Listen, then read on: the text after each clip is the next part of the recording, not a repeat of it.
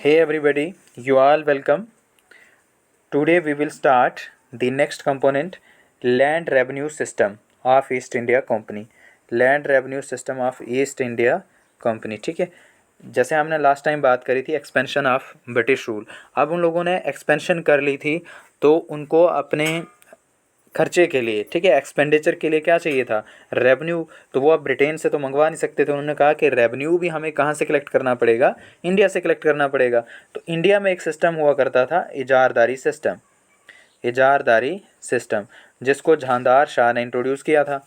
ठीक है, तो इस इजारदारी सिस्टम में क्या होता था कि जितना ये प्रिडिक्ट करते थे, जब जैसे ब्रिटिश का डिक्लाइन हो गया, हमने पढ़ा ब्रिटिश का क्या हो गया, डिक्लाइन। तो डिक्लाइन के बाद ये इजारदारी सिस्टम भी क्या होते जा रहा था, ख़त्म होते जा रहा था। लेकिन इसको रिवाइव करा किसने, वारेन हेस्टिंग ने। कौन रिवाइव करता है इसको, वारेन हेस्टिंग। बट इस सिस्टम के साथ प्रॉब्लम ये थी कि ये उतना स्टेबल नहीं था। ठीक है, इसमें इंस्टेबिलिटी बहुत ज़्यादा थी, मतलब जितना वो प्रिडिक्ट करती थी ईस्ट इंडिया कंपनी उतना मिलता ही नहीं था। तो इन्होंने क्या किया कि इन्होंने कुछ नए टैक्सेस को इंट्रोड्यूस किया कि हम कुछ नए टैक्स इंट्रोड्यूस करते हैं, नए टैक्स जो है वो इम्पोज करते हैं, जिससे हमें क्या होगा, अच्छा खासा रेवेन्यू कलेक्ट होगा, जिससे हम अपने एक्सपेंडिचर को क्या कर पाएंगे, मैनेज कर पाएंगे। तो चलिए उन्हीं की हम बात करते हैं। इजारदारी सिस्टम को किसने दोबारा से रिवाइव करा था, वारेन हेस्टिंग, याद रख लेंगे। और उसके बाद जो नेक्स्ट आता है वो है परमानेंट सेटलमेंट।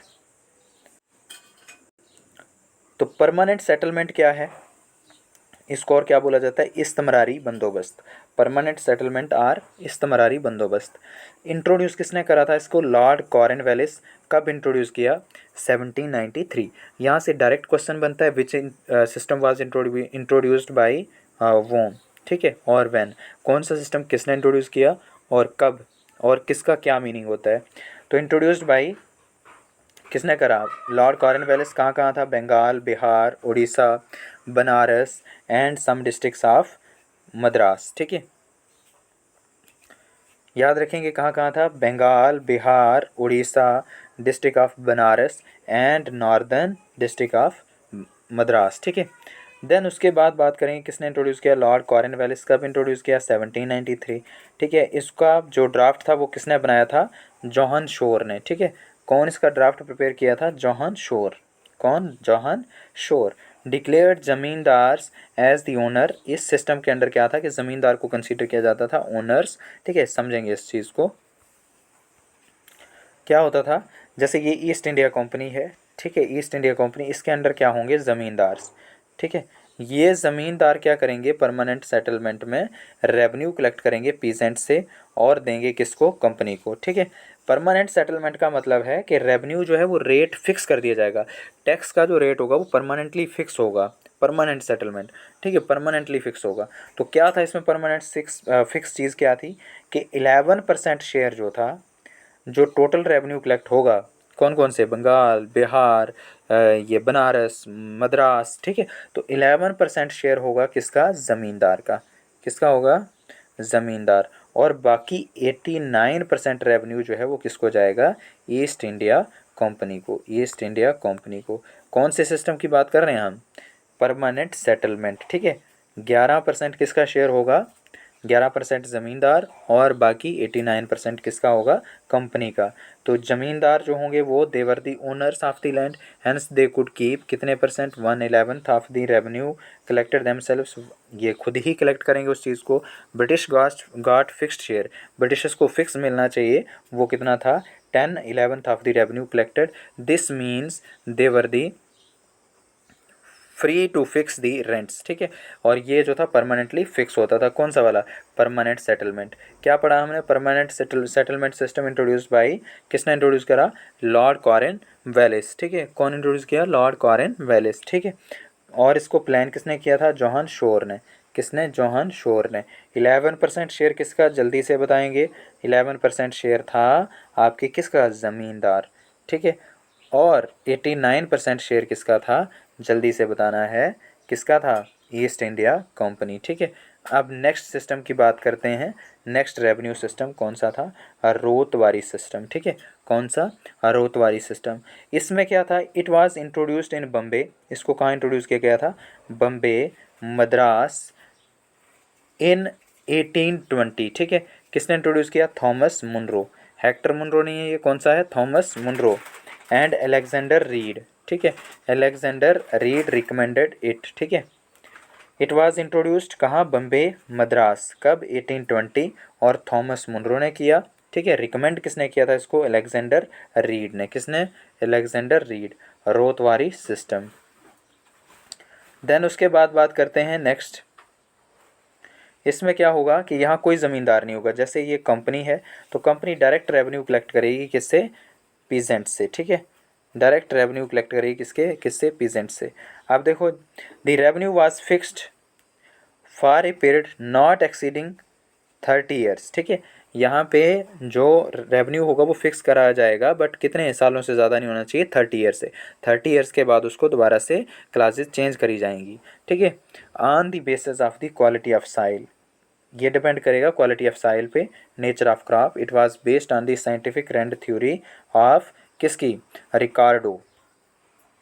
कौन से वाले सिस्टम की बात कर रहे हैं हम, रोतवारी सिस्टम। इंट्रोड्यूस बाई, कौन इंट्रोड्यूस किया, थॉमस मुनरो, ठीक है। और रिकमेंड किसने किया था, अलेक्जेंडर रीड ने, ठीक है। इसमें क्या होता था, डायरेक्टली किससे लिया जाएगा, कल्टीवेटर से, जिनको बोलते हैं हम राइट्स या फिर पेजेंट्स, ठीक है। और इसमें क्या होगा कि भाई इसमें परमानेंटली फिक्स नहीं होगा, 30 ईयर तक होगा, 30 ईयर के बाद उसको चेंज कर दिया जाएगा। मतलब रेवेन्यू क्लासेस जो होंगी, टैक्स की जो क्लासेस हैं, कम ज़्यादा कितना करना है, चीज़ को चेंज कर दिया जाएगा। और ये किस थ्योरी पे था, साइंटिफिक रेंट थ्योरी ऑफ रिकार्डो। रिकार्डो की थ्योरी ये कहती थी कि भाई जो रेंट है वो लैंड का दिया जाएगा। समझ आ रही है मेरी बात, लैंड में जो क्या उगाई जाएगी, क्रॉप्स, ठीक है, कि जो कल्टीवेशन होगी, जो प्रोडक्शन होगी, उसका रेंट है। आप लैंड के रेंट से क्या मतलब है, आप देखो साइल ही अगर फर्टाइल नहीं है, साइल फर्टाइल नहीं है, आप रेंट ले रहे हो उससे बहुत ज़्यादा, तो क्या मतलब हुआ उस चीज़ का, जब प्रोडक्शन ही नहीं है। तो मतलब ये कहता था कौन, रिकार्डो कहता था कि भाई रेंट का मतलब है प्रोडक्शन का रेंट होना चाहिए, ये नहीं कि तुम फ्री लैंड पे रेंट लगा दोगे तो क्या रेंट देंगे, किस चीज़ का रेंट देंगे, ठीक है। तो इस थ्योरी पे बेस्ड था कौन सा वाला, रोतवारी सिस्टम, ठीक है, जिसको 30 ईयर के बाद चेंज किया जा सकता था और डायरेक्टली कलेक्ट होता था कहाँ से, कहाँ से डायरेक्टली कलेक्ट होता था, पीजेंट से, ठीक है, कल्टीवेटर से, राइट से, ठीक है। उसके बाद बात करेंगे, रेवेन्यू वाज नॉट फिक्स्ड, इसमें रेवेन्यू फिक्स नहीं होता था। The revenue to be paid was in the range of 45% to 55% based on the estimated production of the land, ठीक है। पूरी मतलब जितनी प्रोडक्शन होनी है उसमें से एस्टिमेटेड कितना दिया जाता था, 45% टू 55%, ठीक है। 45% टू 55% आपको देना पड़ेगा कौन से वाले सिस्टम में, रोतवारी सिस्टम में। Barren land under the government control was allowed to cultivate and the revenue generated would have to be shared with the government. जो ऐसे लैंड पड़ी हुई थी बैरन, वो भी गवर्नमेंट ने किसको दे दी, कल्टीवेटर्स को दे दी कि आप इस पर भी कल्टीवेशन करो और हमारा इसमें क्या होगा, डायरेक्ट शेयर होगा, ठीक है।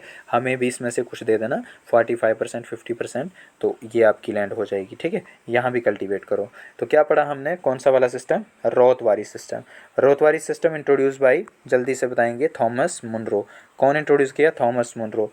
अच्छा, कब इंट्रोड्यूस किया, जल्दी से बताना है, 1820, ठीक है, 1820, थॉमस मुनरो। किसकी रिकमेंडेशन पे, अलेक्जेंडर रीड। कौन था, अलेक्जेंडर रीड, अभी भी पढ़ा, ठीक है, अलेक्जेंडर रीड। अब इस सिस्टम के अंडर क्या था, रेवेन्यू फिक्स नहीं था, 30 ईयर के बाद चेंज कर दिया जाता था, यही पढ़ा हमने, ठीक है। और इसमें जो था 45% टू 55% के बीच बीच आपको एस्टिमेटेड रेवेन्यू जो था वो देना पड़ता था। कोई इसमें इंटरमीडिएट नहीं है, नो ज़मींदार, रेवेन्यू जो है वो डायरेक्टली कलेक्ट किया जाएगा। किससे कलेक्ट किया जाएगा, डायरेक्टली, राइट से, कल्टीवेटर से, ठीक है।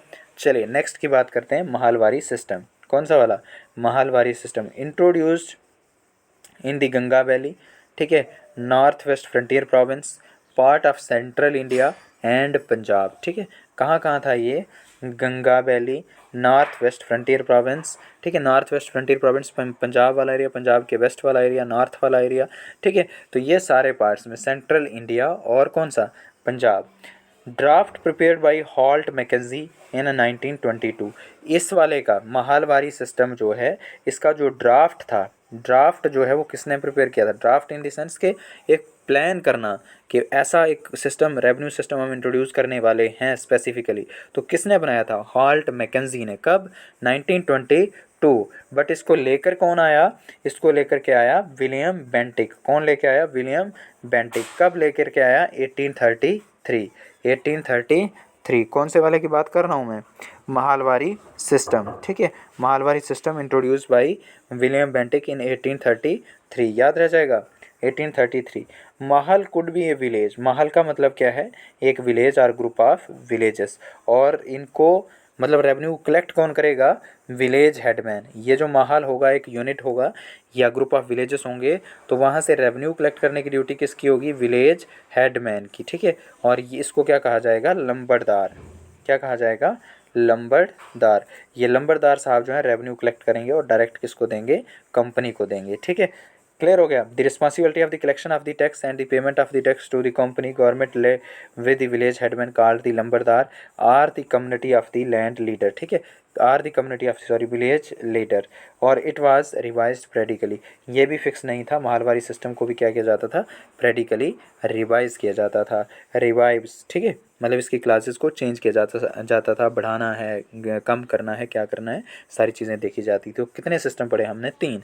सबसे पहला हमने पढ़ा परमानेंट सेटलमेंट, ठीक है, कौन सा पढ़ा, परमानेंट सेटलमेंट, ठीक है। कौन इंट्रोड्यूस किया इसको, लॉर्ड कॉर्नवालिस। कौन इंट्रोड्यूस किया, लॉर्ड कॉर्नवालिस। कब इंट्रोड्यूस किया, जल्दी से बताना है, 1793 में लॉर्ड कॉर्नवालिस, ठीक है। देन उसके बाद दूसरा हमने बात करी आपका कौन सा वाला, रोतवारी सिस्टम, ठीक है, कौन सा वाला, रोतवारी सिस्टम। इंट्रोड्यूस कौन करा इसको, थॉमस मुनरो। कौन इंट्रोड्यूस किया, थॉमस मुनरो, ठीक है। कौन इंट्रोड्यूस किया, थॉमस मुनरो। कब इंट्रोड्यूस किया, जल्दी से बताएंगे, 1820 में। कब, 1820, ठीक है, क्लियर हो जाएगा। देन उसके बाद आपने लास्ट वाला बात करी, कौन सी वाली, Mahalwari system introduced by William Bentinck. इसका जो प्लान था वो किसने बनाया था, ड्राफ्ट किसने प्रिपेयर किया था, हॉल्ट मैकेंजी ने किया था। कब किया था, 1922 में किया था। कलेक्ट कौन करेगा, लंबरदार करेगा। पहले वाले सिस्टम में जो आपने परमानेंट सेटलमेंट पढ़ा, वहाँ पे भी इंटरमीडिएट होगा, ज़मींदार होगा। दूसरे वाले में ज़मींदार नहीं होगा, डायरेक्टली कलेक्ट किया जाएगा राइट से। और तीसरे वाले सिस्टम में, महलवारी सिस्टम में भी इंटरमीडिएट होगा, जो क्या कहलाएगा, लंबरदार कहलाएगा।